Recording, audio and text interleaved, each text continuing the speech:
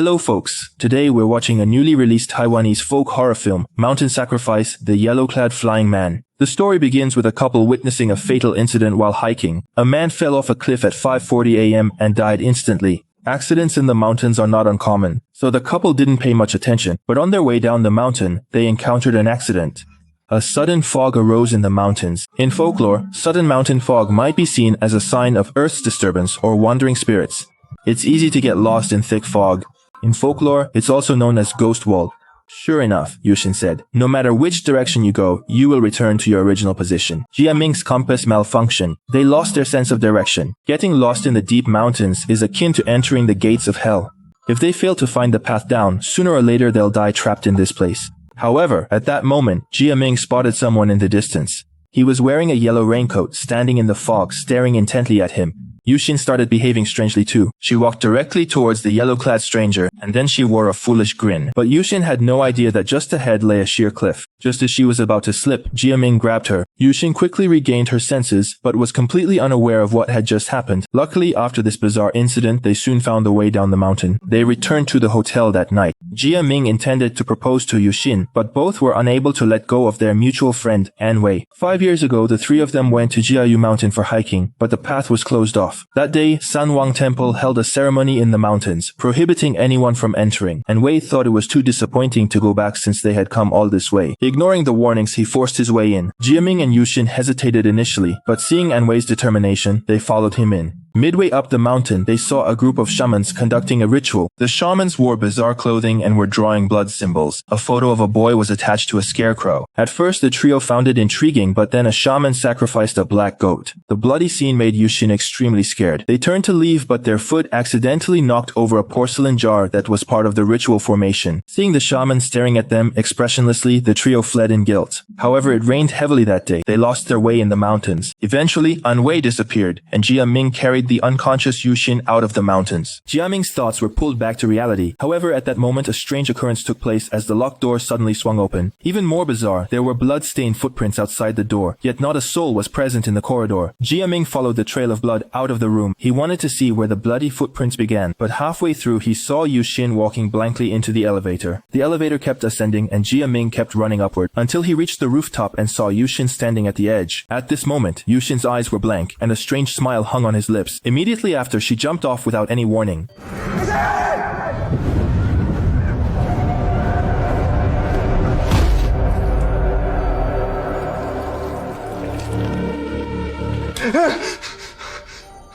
Moments later, Chia-ming abruptly opened his eyes. He saw Yu-hsin sleeping peacefully beside him, realizing it was just a dream. But the dream was too strange. The people at the campsite and their conversations were identical to those in the dream. A group of hikers was telling ghost stories. An older sister nearly stumbled, and the ranger's walkie-talkie went off at that moment. Chia-ming initially thought it was a nightmare. They saw a man fall off a cliff, and even the strange symbols on the corpse were exactly as in the dream. From that day on, every time Chia-ming woke up, it was the same day. He thought it was merely a nightmare.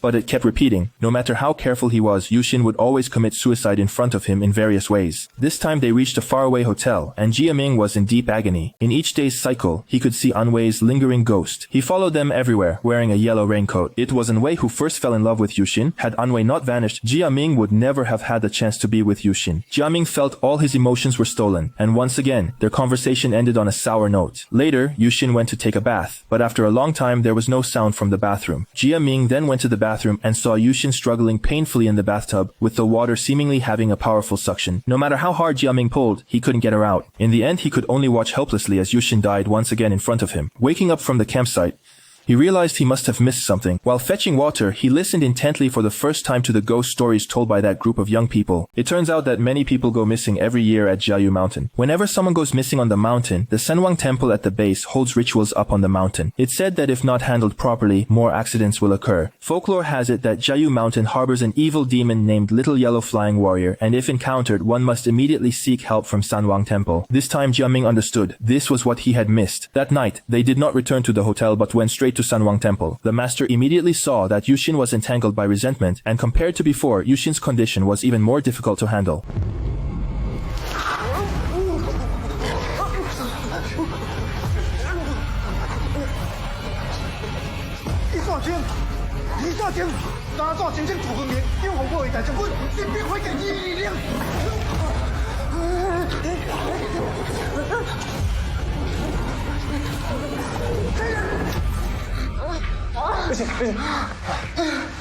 The monk asked the two if they had any unfinished business on the mountain. Chia-ming knew it was definitely related to An-wei's disappearance 5 years ago, but he said nothing and hurriedly left with Yu-hsin. But just as they were getting the car, a pair of hands pushed Yu-hsin. A speeding car hit her on the spot, killing her instantly. Chia-ming awoke at the campsite, becoming increasingly agitated. After looping for dozens of days, he tried every method, yet he kept reliving the same day. Chia-ming told Yu-hsin about this. From encountering a woman in pink clothes upon leaving, to hikers telling ghost stories, to an ant stumbling, and someone dying from falling off a cliff on the mountain, none of these could be mere coincidences. Yu-hsin had no choice but to believe. This was a new discovery for Chia-ming. It turned out that he wasn't the only one stuck in a loop. The wife of the man who died from the cliff fall was also reliving this day. Chia-ming believed there was a connection between them, and then asked why the man died on the mountain. It turned out their son went missing 5 years ago. They tried everything, distributing flyers, organizing search parties, but nothing worked. Their son simply vanished without a trace. Later, a hiker told them that a person who disappears on this mountain must have their spirit summoned for the body to be found. The man went to the Temple of Three Kings, but the summoning ritual failed. This kind of ritual can only be performed once. It won't work a second time. So the monk refused to help again. Since then, the man became increasingly strange. He locked himself in his room every day, studying strange and eerie symbols. The day before he died, he claimed to have found a method to summon spirits. But the next day, he was found dead from a cliff fall on Jiayu Mountain. Chia-ming asked the woman to take Yu-hsin down the mountain, while he stayed behind. Perhaps finding the cause of the man's death could break the cycle's curse. In the end, Yu-hsin went home with the woman. Chia-ming followed the hiker's account to find the spot where the man fell. By evening, Chia-ming reached the mountain summit. At the edge of the cliff, he saw the man's black backpack and a piece of yellow paper with a strange symbol drawn on it. He then immediately called the woman. This time, he finally understood why he was caught in an endless time loop. 5 years ago, they had barged into the ritual circle, disrupting the ceremony, which led to the failed summoning. Cause and effect. As long as the man continued summoning at the mountaintop, Yu-hsin would keep dying, and Chia-ming would keep reliving this day over and over.